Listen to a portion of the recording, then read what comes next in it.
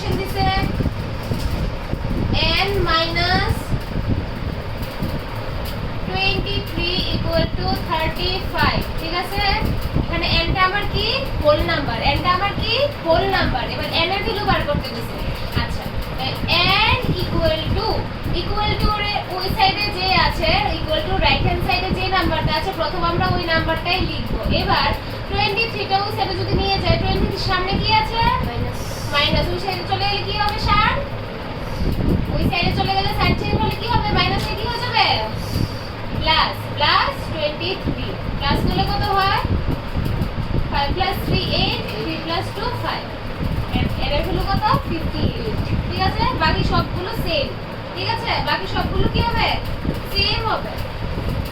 আচ্ছা ধরো এখানে দিয়ে দিয়েছে একটা কোশ্চেন,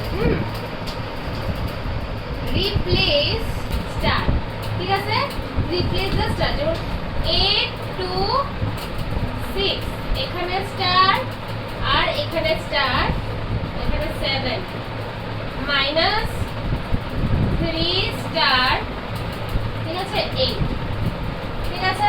আচ্ছা এখানে দিছে মাইনাস, ঠিক আছে? 6 এর থেকে কত মাইনাস করলে 8 আসবে, 6 এর থেকে কত মাইনাস করলে 8 আসবে, তাহলে এটা তো 6 না, এটা কি ধরব আমরা অ্যাকচুয়ালি 16 থেকে কত মাইনাস করলে 8 হয় 8, তাহলে আমার এই স্টারটা কি হবে 8, ঠিক আছে?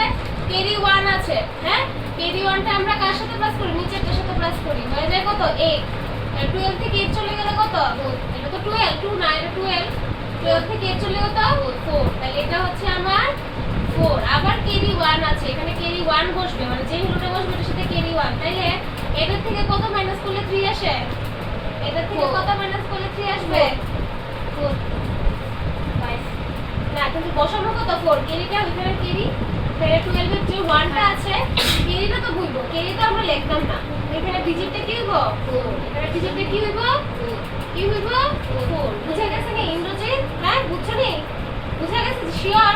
হ্যাঁ তাহলে দুটো, এটা